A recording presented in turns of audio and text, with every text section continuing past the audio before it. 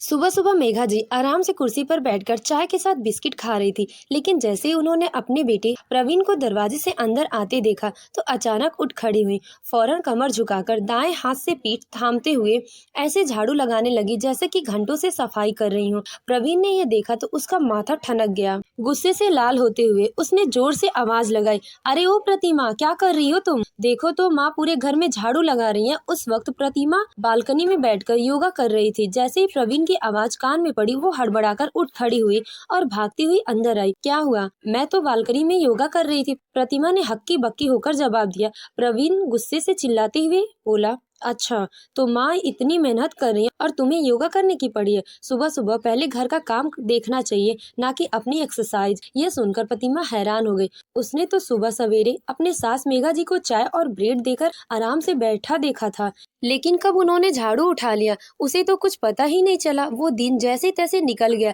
लेकिन मेघा जी की ऐसी हरकतें रोजमर्रा की बात हो गई थी। कभी अचानक कहराना, कभी झूठी शिकायतें और हर बार प्रतिमा को नीचे दिखाने की कोशिश, ये सब उनके लिए आम बात हो गई थी। एक शाम जब प्रतिमा और मेघा जी साथ में बैठकर खाना खा रहे थे तो मेघा जी ने अपने घुटनों को पकड़ते हुए करा उठी, अरे बहू, मेरे घुटनों में बड़ा दर्द हो रहा है, जरा तेल की मालिश कर देना। प्रतिमा ने बिना कुछ कहे तुरंत उनकी बात मानी और उनके कमरे में तेल ले जाकर घुटनों में धीरे धीरे मालिश करने लगी। उसके चेहरे पर कोई शिकायत नहीं थी, बस एक बहू का फर्ज निभा रही थी। शाम का समय था लेकिन प्रतिमा की सास अभी भी उससे पैरों की मालिश करवा रही थी। प्रतिमा धीरे से बोली, मम्मी जी, मैं पिछले 1 घंटे से आपके पैरों की मालिश कर रही हूँ। अब प्रवीण जी के ऑफिस से आने का समय हो गया है। अब मेरी भी कमर में बैठे बैठे थोड़ा दर्द हो रहा है। क्या मैं थोड़ा सा आराम कर लूँ? फिर मुझे शाम के खाने की तैयारी करनी है। मेघा जी ने घड़ी की ओर देखा और बिना किसी सहानुभूति से बोली, अरे अभी तो प्रवीण को आने में आधे घंटे बाकी हैं। तुम थोड़ी देर और मेरी मालिश कर दो, उसके बाद अपने कमरे में चली जाना। ये सुनकर प्रतिमा ने थकान और दर्द के बावजूद फिर भी सिर झुका लिया और चुपचाप मालिश करने लगे। उसकी आंखों में थकावट साफ झलक रही थी, मगर वो कुछ कह नहीं सकती। बहू होकर जवाब देना उसकी परवरिश में नहीं था। जब मेघा जी ने देखा कि प्रवीण के आने में केवल 15 मिनट बचे हैं तो उन्होंने अपनी बहू से कहा, जा बहू, थोड़ा आराम कर ले। प्रतिमा ने हाथ धोए और कमरे में जाकर बिस्तर पर लेट गई। दोपहर से लगातार काम करते करते वह थक चुकी थी। गर्मी भी इतनी तेज थी कि उसने एसी चला लिया। दरअसल सुबह से लेकर अब तक उसकी सास ने उसे एक पल भी चैन से बैठने नहीं दिया था। जब भी वो अपने कमरे में जाती तभी मेघा जी कोई ना कोई नया काम बढ़ा देती। प्रतिमा की आंखें बस अभी बंद ही हुई थी कि तभी बाहर से तेज आवाज आई, प्रतिमा, कहाँ हो तुम? यह आवाज प्रवीण की थी। वह ऑफिस से लौट आया था। प्रतिमा हड़बड़ाकर उठने लगी लेकिन उससे पहले ही प्रवीण कमरे में आ गया। उसने प्रतिमा के बिस्तर पर लेटा देखा और भवें चढ़ाते हुए बोला, अरे प्रतिमा, तुम लेटी हुई हो, सब ठीक तो है? प्रतिमा ने हल्की मुस्कान के साथ कहा, कुछ नहीं, बस थोड़ा सा थक गई थी तो कमर सीधा कर रही थी। लेकिन इस बार प्रवीण का स्वर सख्त हो गया। वह बोला, वाह, तुम यहाँ आराम कर रही हो और उधर माँ रसोई में बर्तन धो रही है, तुम्हें जरा भी ख्याल नहीं है। तुम तो कहती हो कि तुम्हें सारा दिन काम करना पड़ता है, लेकिन यहाँ तुम एसी की ठंडी हवा के मजे ले रही हो।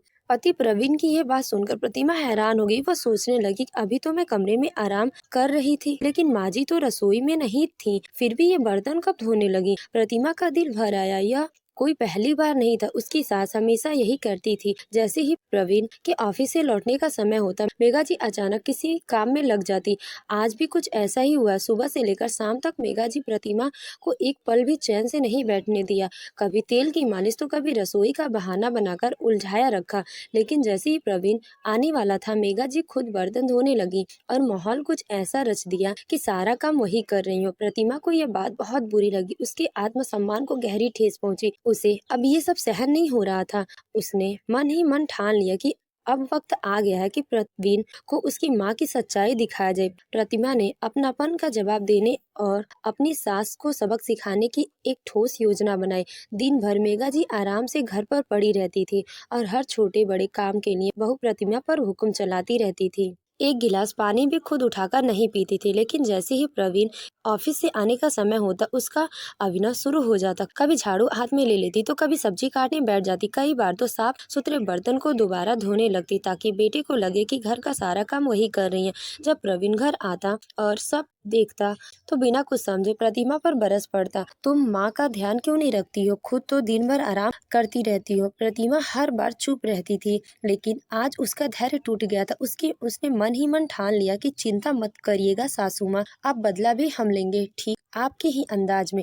अगले दिन सुबह सवेरे जब प्रवीण नींद में से जागा तो देखा कि प्रतिमा पहले से ही तैयार खड़ी थी। जैसे ही उसने आंखें खोली, प्रतिमा हाथ में तेल की शीशी लेकर दौड़ पड़ी और अपनी सास मेघा जी के बालों में धीरे धीरे तेल लगाने लगी। अचानक हुई इस सेवा से मेघा जी चौंक गई। वो हड़बड़ाकर बोली, अरे बहू, क्या कर रही हो तुम? प्रतिमा ने मुस्कुराकर बड़ी शीतलता से जवाब दिया, मम्मी जी, सुबह सुबह यदि आपके चरणों में सेवा कर लूं तो मेरा दिन बन जाता है। अब पूजा पाठ का समय तो निकल नहीं पाता, तो सोचा बड़े बुजुर्ग की सेवा कर लेना भी तो एक तरह की पूजा है ना। इतना कहकर वो बड़े प्यार से उनके बालों में तेल लगाने लगी और फिर कंघी करने लगी। मेघा जी तो पूरी तरह से स्तब्ध रह गए। यह सब तो उन्होंने कभी सोचा भी नहीं था। इधर जब प्रवीण ने दृश्य देखा तो अपनी पत्नी को माँ की सेवा करते हुए वो बहुत प्रसन्न हुआ। वो मुस्कुराया और बिना कुछ कहे टहलने के लिए निकल गया। जैसे ही प्रवीण घर से बाहर निकला, प्रतिमा ने झटपट मेघा जी की चोटी बनाई, अपने हाथ धोए और बालकनी में जाकर योगा करने लगी। उसकी फुर्ती और ऊर्जा देखकर मेघा जी अवाक रह गई। योगा खत्म होने पर प्रतिमा रसोई में गई और झटपट सबके लिए गर्मा गर्म चाय बना दी। तभी प्रवीण भी अपनी सैर से लौट आया और प्रतिमा पूरे प्यार और आदर के साथ अपनी सास मेघा जी से बात कर रही थी। वह उन्होंने बार बार पूछ कर चाय नाश्ता दे रही थी। प्रतिमा को यह बदला बदला व्यवहार देखकर मेघा जी हैरान थी। जो बहू कभी बातों से खामोश रहती थी, आज वो इतनी सेवा भाव क्यों दिखा रही है? फिर यह प्रवीण ऑफिस चला गया तो प्रतिमा घर के सारे काम निपटा कर थककर अपने कमरे में आराम करने चली गई। तभी मेघा जी ने आवाज लगाई, बहू जरा एक गिलास पानी दे देना। प्रतिमा चुपचाप लेटी रही, क्योंकि वह पहले ही पानी का जग वहाँ गिलास मेघा जी के कमरे में रखा आई थी। यह सोचकर उसे गुस्सा आ रहा था कि जब पानी पास में रखा है तो उठने में क्या दिक्कत है। काफी देर इंतजार करने के बाद जब प्रतिमा नहीं आई तो मेघा जी ने खुद ही पानी का गिलास उठाया और पानी पी लिया। फिर गुस्से में भरी हुई प्रतिमा के कमरे के पास आई और चिल्लाती हुई बोली, अरे ओ महारानी, सुबह सुबह ही सपने देखने लगी हो क्या? एक गिलास पानी भी नहीं दे सकती थी? प्रतिमा ने बिना बाहर आए कमरे के भीतर से जवाब दिया, मम्मी जी, सुबह से मैं लगातार काम कर रही हूँ तो थोड़ा थक गई थी और पानी तो पहले ही मैंने आपके कमरे में रख दिया था, लेकर पी ली होती। इतना तो आप भी कर सकती थी ना।